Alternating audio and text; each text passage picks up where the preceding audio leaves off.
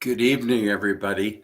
I'm glad you've joined me this evening. And as we finish up our 3-week little series on emotional intelligence or EQ, I'm glad that you're with us. I want to tell you about something that's coming up here. The let's see, 2 weeks from now, 2 Sundays from now. So, in other words, the the second Sunday after Easter, we're going to start having a message that's live on Sunday mornings at 10:30 a.m. and it will be on the Facebook page of Fresh Hope for Mental Health on Facebook, and it will be on YouTube Live. And what it's going to be is we have a fellowship of believers that meets on Sunday mornings. They're the main Fresh Hope supporters. Um, and I usually share a message with them every week. And so we're going to start streaming that live. For those of you who don't have a church home, or maybe you want to watch an additional, I wouldn't call them sermons, they're more like talks, messages. I do some Bible teaching, as well as usually it always applies to recovery, mental health recovery. And so some of you in your groups might want to use this as a topic for your groups, or you just use it as a family or as an individual, either way. But I hope you'll join us. It's 10:30 on now. It won't be here on the network. Instead, it'll be on Facebook and YouTube. This one is on the network every Thursday night at 7, Living Well. And then Sunday mornings is Anchor of Hope, and it will be on YouTube and Facebook. And the first thing we're going to do, that'll be 2 weeks after Easter, the second Sunday after Easter. On that day, I'm going to start a series on shame, and particularly on the soul of shame and what happened with the fall of mankind into sin, and why shame is such a major issue for us as people all through our lives. And it's not just dysfunctional families that have shame. Society and our world is filled with shame, because at the core of original sin is shame, if you will. So we'll be talking about that in a couple of weeks on Sunday mornings. That's always at 10:30 a.m. on the Facebook page and YouTube channel here on for Fresh Hope.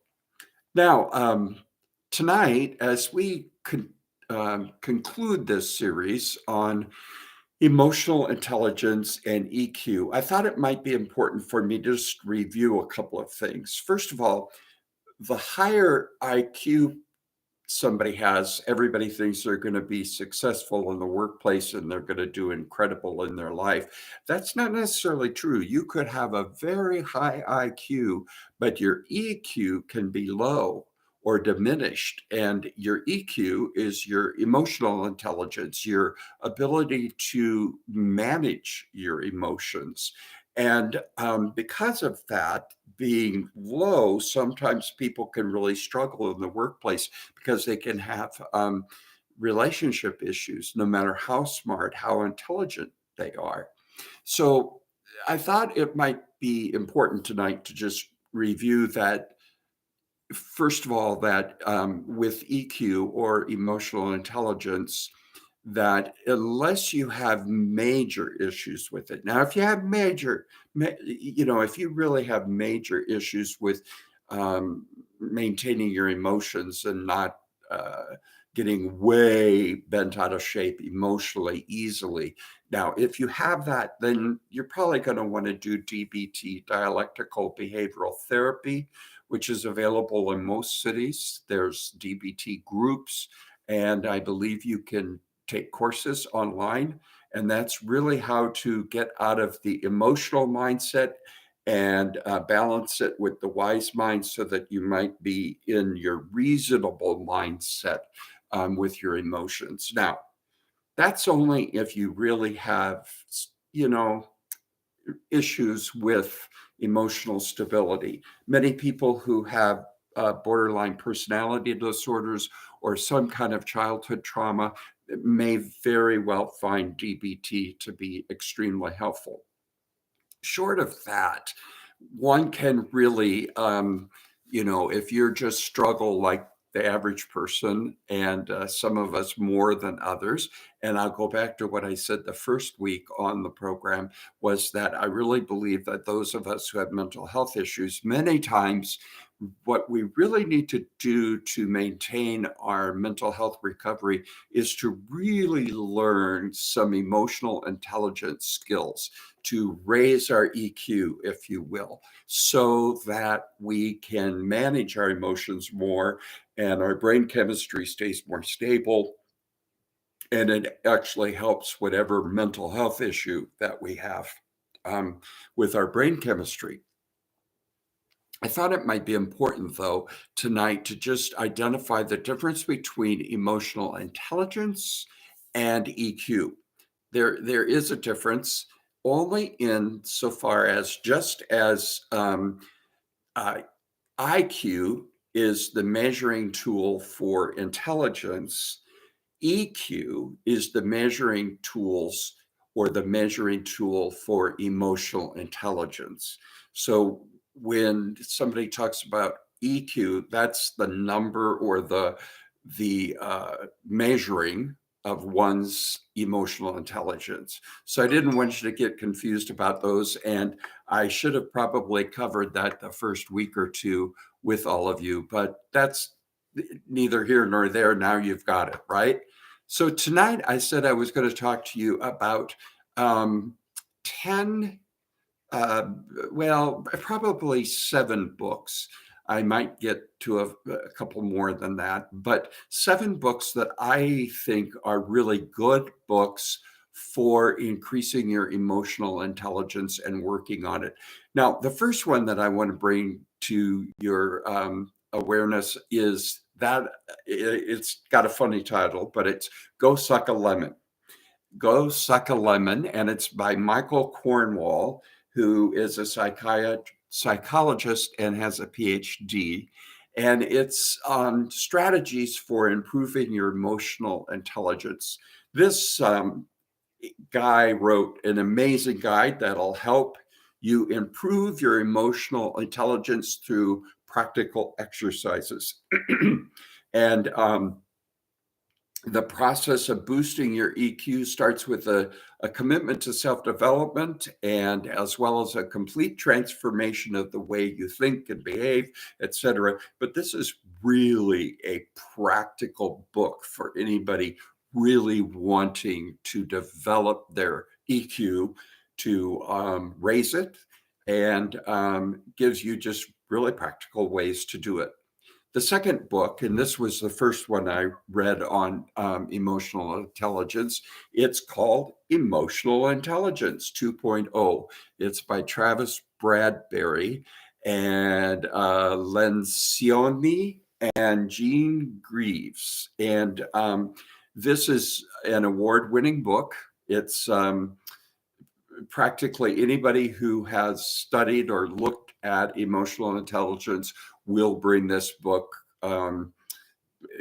bring this book up. The biggest advantage of this book is the program that enables boost their to boost for people to boost their emotional well-being, and it's followed by clear steps focused on foundational skills like social awareness, self-awareness, relationship management, and self-management.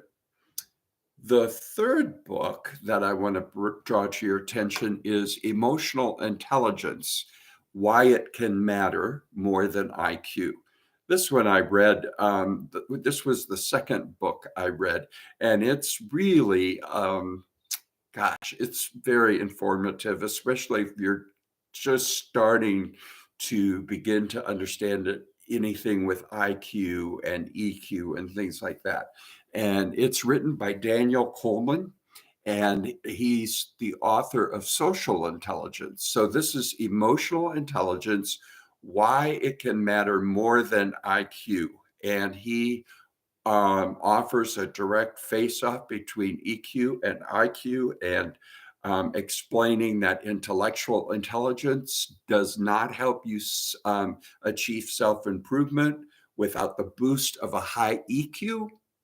And he supports that argument throughout the book, and it's quite good. That's the book I would say start with. And then if you really think you could benefit from it, go with Suck. Uh, I always get the first one mixed up, but Go Suck a Lemon instead of Suck a Lemon. Go Suck a Lemon, and that would maybe be the second book I would read, or you could flip these to Emotional Intelligence and Go Suck a Lemon. You could switch them around too. Now, number 4 would be a book by Adele B. Lynn. And the name of this book is The EQ Difference. And it's a powerful plan for putting emotional intelligence to work. And you'll find tons of information and emotional stuff online, but these articles are based on abstract terms, and the articles that you'll read online are based upon abstract terms. This book helps you put it into how do you achieve it, and what are the practical terms? What do all these abstract terms really mean? Number 5 is the EQ Edge. And this is Emotional Intelligence and Your Success.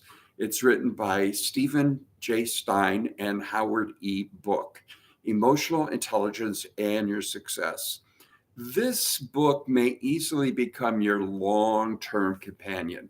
Highly developed intellect and creativity are truly necessary for successful performance on all kinds of levels, but the role of emotional intelligence is just as powerful. So the EQ Edge teaches why EQ is of crucial meaning when people are trying to progress at work and move up in work. And so I recommend that one also. Now, here's one. If you're parenting children these days, and if you have children that are living at home, this one is called Building Emotional Intelligence. And it is the how to build inner resilience into children. And, this is really an important thing. Many times, those of us who have a mental health diagnosis wonder, how can we help our children? Well, this is one of the ways you can really help your children, because the more EI, or emotional intelligence, or EQ, that our children have, the better off they are at handling all of life. But especially if somebody has problems with their emotions and they're easily stressed, it can cause more they're not as stable with their mood, and also then the brain chemistry isn't as stable. And sometimes if somebody's prone to develop a mental health challenge, given enough stress and not knowing how to manage the stress and the emotions and all of that, then can be the perfect storm too often for our children. And then they develop the very thing that they were prone to, for instance, like bipolar disorder or whatever. And so this book really can help parents learn or parent into their children, or teach their children, and really give them a good, firm foundation of emotional intelligence as you're parenting your children. The second one is one that you probably have read and wouldn't have necessarily thought of as being a book that can help you with emotional intelligence, but it is The 7 Habits of Highly Effective People. And it's The Powerful Lessons in Personal Change by Covey. Now, I'm sure you've heard these. I've seen them on many, many different sites, and, the 7 things that are listed. But the interesting thing is those are all things that people with high EQs, not IQs, but high EQs will do.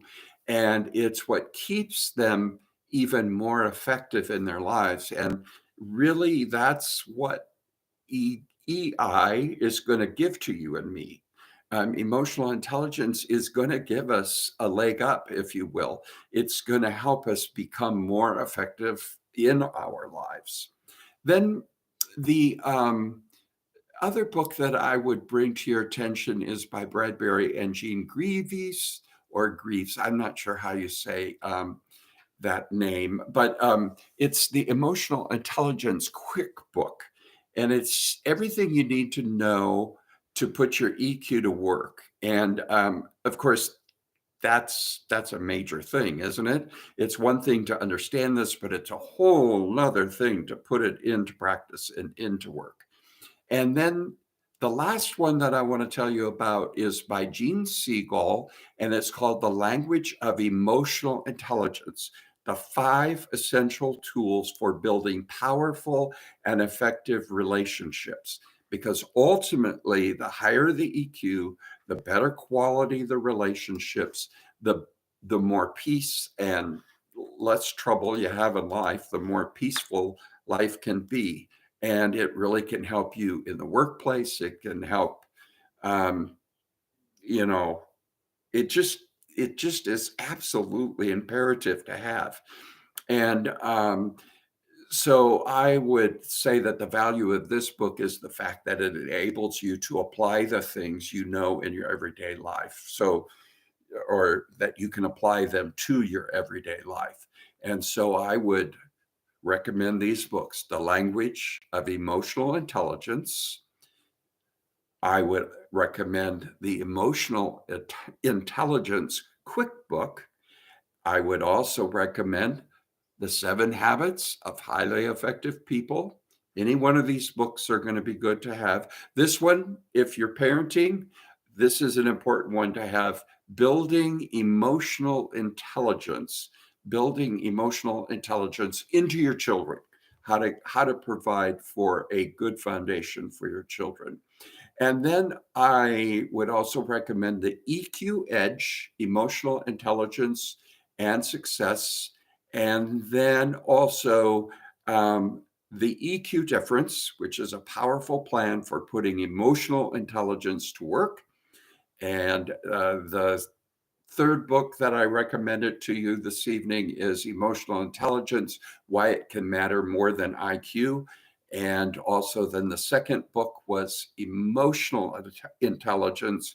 And all these first three that I recommended are really, I think you have to read them, and they're going to help you. And then, the first one that I recommended, which has a fun title: Go Suck a Lemon: Strategies for Improving Your Emotional Intelligence.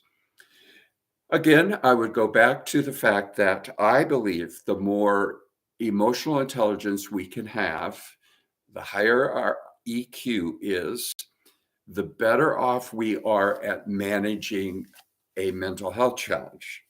Because now we're managing our emotions, and that always helps to not get ourselves all bent out of shape about life and emotions and all of that, which only causes even more difficulties, for instance, if you have a mood disorder. So that's really important. And if you really have problems, or you have been diagnosed with a borderline personality disorder or something like that, and you really suffer from a lot of trauma where you get triggered easily and you never know when you're going to get triggered, then I would say DBT training, as well as trauma healing. Attending one of our trauma healing courses could be of great benefit. So we've spent 3 weeks on this. I'm really giving you the books now that I would suggest, and I'd encourage you to read them. And if you're using this video in your group, in your mental health support group, you certainly might want to talk about, well, which one of these books sound like the right one for me? Which one do I need to read?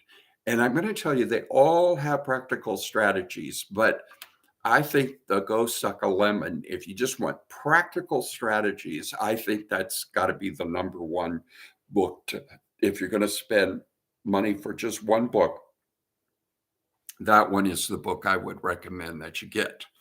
And then talk amongst yourselves. What is the one thing that you've really learned in the last couple of weeks about EQ and EI? What do you think? Did you know about it before? Do you think it's going to be helpful to raise your EQ and all of those kinds of things?